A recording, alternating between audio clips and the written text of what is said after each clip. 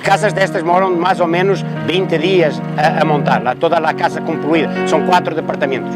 Temos uma estrutura sísmico resistente, aqui temos perfiles metálicos que não são condutores de umidade, então permite dar uma qualidade de vida às pessoas muito superior a lo que é a construção que estamos acostumbrados.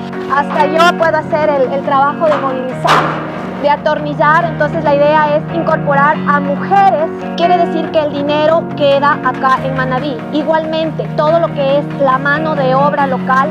Sí, yo me siento seguro aquí trabajando, incluso veo bien que las casas las estamos armando bien. Yo de mi parte estoy viendo que estamos avanzando, como ustedes lo ven, están hasta trabajando día, tarde y noche para darnos nuestra casa para nosotros, donde habitar. Permite que todo esto sea una construcción de calidad para el cliente, para el beneficiario del bono, que permite a nivel de Ecuador estar liderando una construcción sísmico resistente de calidad.